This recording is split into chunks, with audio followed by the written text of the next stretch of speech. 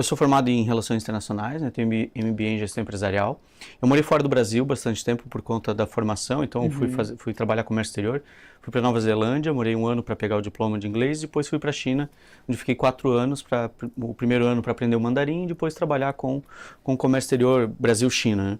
E foi um período de muito conhecimento, assim, que eu devo muito, né, eu estava sediado na China, mas eu rodei toda a Ásia, então tive muito contato com outras culturas, com outras crenças, né, aprendi a respeitar a diferença de visão de conceitos, de negócios e tudo mais. Isso hoje me ajuda muito, inclusive na hora de negociar um projeto de lei, por exemplo, né, de conversar com outros deputados.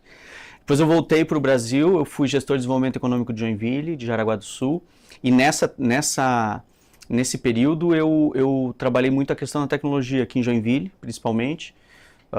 Nós criamos a primeira lei municipal de inovação do Estado, porque na hélice ali, né, dos atores, o poder público em Joinville estava completamente à parte. Nós já tínhamos aí uma experiência de início do Inova Park, da Univille, já tinha outras iniciativas que iam partir das associações comerciais, e o poder público ele estava, né, então a academia e iniciativa privada se movimentando, e o poder público não tinha nem conceitos de startup, de núcleos de tecnologia dentro da sua legislação para ele poder também participar disso, né? Então, a lei ela serviu para inserir o poder público nesse meio. E depois eu criei o CONCIT, que é o Conselho Municipal de Ciência e Tecnologia, para que esses atores, numa mesa, conversem políticas públicas para incentivar a inovação na cidade. E aí, nesse período, então, a gente viu um crescimento, porque Floripa já estava muito à frente, né? Floripa não pode ter nenhuma indústria na ilha, por questões ambientais, e aí eles focaram na tecnologia, serviço.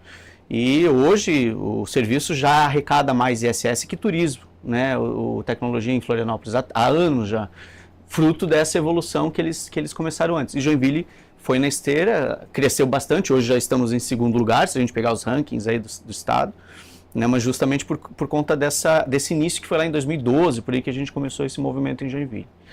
Aí fui para Jaraguá, fiz meus trabalhos lá aí com outras frentes aí de desburocratização para abertura de empresas. E quando eu estava voltando para Joinville, acabou o mandato lá, eu estava voltando para Joinville e fui convidado para ser gestor dos bombeiros voluntários. Nesse período também eu fui convidado aí, né, eu lancei uma startup em Jaraguá do Sul, que foi uma das primeiras GovTechs de marcação, de geolocalização de problemas. Então, buraco na rua, poste queimado, enfim, as pessoas marcavam, tiravam foto, essa informação ia direto para a secretaria responsável, ela respondia, abria um chat ali, a gente começou a gamificar isso também. Quem apresentava mais problemas e tinha soluções atendidas, prefeituras que respondiam eram mais ágeis, a gente foi fazendo esse... O problema é que a gente esbarrou no modelo de negócio, porque as prefeituras começaram a ver que isso era uma ouvidoria online 24 horas e ela não estava mais conseguindo responder. E aí a gente acabou esbarrando nesse problema. Quem é que vai pagar isso, né? Não vou começar a encher de propaganda aqui, senão vai ficar ruim. Mas foi uma experiência muito legal. Aí a gente teve um exit dessa startup. E aí nessa experiência eu evoluí para aceleração de startups. Eu percebi que tinha muita gente que precisava também de ajuda para não cometer os mesmos erros que eu tinha cometido. E aí eu participei como sócio da SPIN, aceleradora de Jaraguá do Sul, e lá nós tínhamos uma tese de soluções para a indústria, né? Então todas as startups que vinham com esse tipo de solução a gente estudava e colocava nos ciclos de aceleração. A gente chegou a ter mais de 80 startups nesse portfólio. E depois eu migrei, então, totalmente para o bombeiro e saí de sócio minoritário da aceleradora, porque eu comecei a visualizar um grande sonho que eu sempre tive, que era entrar para o poder público. E aí, assim, lá no início, antes de eu me formar, eu fui funcionário da Assembleia, comissionado, passei num processo e fui funcionário, tinha 18 anos de idade. Quando acabou o mandato lá, eu agradeci muito a oportunidade e eu prometi para mim mesmo que eu ia voltar para lá, como deputado. E aí fui fazer todo esse roteiro de vida profissional, sempre escolhendo as oportunidades, pensando assim, um dia eu vou ser candidato. Essa oportunidade que estão me dando é melhor do que essa para eu ser um bom candidato? Até morar fora fez parte desse processo, porque eu entendia que se eu tivesse um conglomerado assim, de experiências, eu seria um candidato melhor. Romanticamente, na minha cabeça, as pessoas iam votar em quem tivesse uma condição melhor para ser, né? E a gente sabe que não é bem assim, né? Mas, enfim. E aí eu vim para Joinville, fui chamado para ser diretor dos bombeiros. E ali nos bombeiros, eu assim, bom, o que vocês querem de mim nos bombeiros, né? Eu trabalho com tecnologia, gestor e tal, mas é justamente isso que a gente precisa. A gente precisa de uma visão mais empresarial aqui para a corporação. E aí eu fui conhecer aquele universo que é fenomenal. É uma instituição que hoje tem 132 anos. Eu brincava que era a minha startup de 130 anos, porque eu comecei a aplicar metodologia de aceleração no terceiro setor. E deu muito certo. Bombeiro é a melhor ONG do estado de Santa Catarina há 7 anos consecutivos. Sede nova, frota nova. Diversificamos a matriz econômica, criamos as personas, entendemos quem é que contribui com o bombeiro e por quê. Então a gente tinha 2 personas clássicas. O senhor de mais de 50 anos, 2 filhos, funcionário de uma empresa da cidade.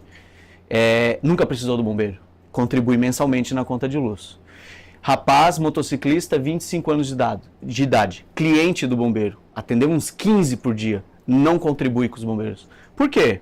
Aí nós fomos entender, esse cara aqui contribui pelo histórico, pelo serviço, né, pela imagem da corporação. Então, para ele, a gente começou a mandar informativos todo mês. Seu dinheiro, sua contribuição ajudou a salvar tantas vidas, gráficos, tal, compramos isso, transparência. E para esse rapaz, ele não contribuía porque a gente só tinha duas frentes de arrecadação. A primeira, boleto. E a segunda, conta de luz. Esse rapaz de 25 anos, ele não tem conta de luz ainda.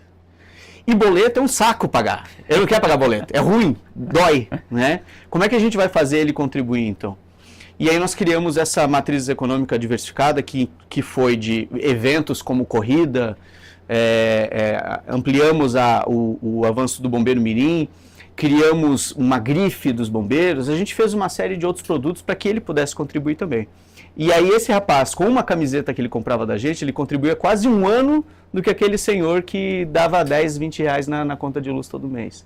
E aí a corporação se tornou autossuficiente financeiramente, não dependendo mais de dinheiro público, tudo que entra é investimento, né? E isso é uma coisa que eu falo sempre para as ONGs, né? Não dependam de dinheiro público, porque uma hora a torneira fecha, né? A gente tem uma gestão administrativa federal horrível, e isso se reflete em vários municípios e estados também. Então, quanto menos você depender de dinheiro público, melhor. E aí, quando eu fui chamado para o bombeiro, eu falei assim, bom, se eu quero ser político, me deram uma oportunidade, uma vitrine especial, porque é uma entidade super querida da cidade, e eu vou mostrar muito trabalho aqui e em algum momento vai surgir a oportunidade no partido certo, com o convite certo. Começou a minha pré-campanha. E na época o Novo nem estava. O Novo não existia. Uhum. Começou a minha pré-campanha, vamos lá. Fiquei 8 anos, trabalhando, entregando, até que surgiu o Novo, falei, opa, esse é o partido que eu quero. Agora eu preciso ser convidado, que na minha cabeça, assim, eu me oferecer como candidato é uma coisa. Sim. Alguém vir me convidar e falar assim, cara, tu é bom, a gente quer que você seja candidato. Uhum. E aí entrou o Adriano, prefeito, no meu escritório, lá falou assim, quer ser nosso candidato estadual? Falei, quero. Chegou a hora, tudo certo, funilando, 130 anos do bombeiro, eu já não tinha mais para onde ir, já tinha feito tudo que eu podia, estava encerrando meu ciclo, quero ser candidato. Então vai fazer o curso para deputado do Novo. Falei, olha só, um partido que se preocupa efetivamente com a qualidade do candidato. Uhum. Bora. Fiz o curso 100 horas aula, geopolítica, economia, processo legislativo, como é que eu faço para uma lei, uma ideia virar uma lei? Não mediu minha capacidade acadêmica, mediu se eu sabia, uhum. Se eu tinha conhecimento para aquele cargo que eu queria, né? Como uma empresa. Sim, né? Okay. E passei e fui para a campanha. E aí na campanha nós fomos com 6 pessoas. O Novo é um partido que não tem dinheiro, né? Pequeno, enfim. Nós fomos com 6 pessoas, 3 parentes, 3 amigos. Todo mundo pediu férias e a gente foi panfletar na rua. Aí um panfleto com todo esse histórico condensado e a gente teve assim a honra, né, de ganhar a eleição para deputado estadual na primeira tentativa. Eu nunca fui candidato a nada, nem síndico de prédio, nada. Fui direto para estadual. Mas porque eu tinha um plano que durou quase 20 anos e eu fui me preparando para isso até o momento que eu vi a janela de oportunidade e fui. E aí a gente ganhamos por 225 votos de diferença do segundo colocado no universo de 4 milhões. Então era para ser, né? E hoje eu aplico todo esse conhecimento que eu obtive em várias frentes dentro da Assembleia, defendendo inovação, defendendo o terceiro setor, enfim, e trabalhando. Hoje eu tenho o apelido de deputado da inovação, né? Sim. A gente aplicou bastante coisa lá da nossa vivência que até compensou um pouco a nossa falta de experiência política, porque o que eu tenho de experiência privada, a maioria lá não tem. Então a gente compensou isso e hoje, 2 anos de mandato já bem respeitado, transitando vários projetos legais, enfim. Então, resumidamente, muito bom. Né, muito bom. Esse foi o histórico dentro, né, e aí no meio do caminho, a startup, a aceleradora e o meu envolvimento todo com tecnologia que eu levo para o setor público. Por que tão pouco investimento em inovação do Estado, porque do ele governo? Porque ele não é um investimento sexy. Entendi. Tá? O bom é tapar buraco, o bom é dar Bolsa Família, o bom É o é que gera voto. o bom é comprar vaga de universidade. Né? Inovação é algo legal, ele ainda é muito restrito, né? E ele é um investimento de médio e longo prazo. Entendi. Né?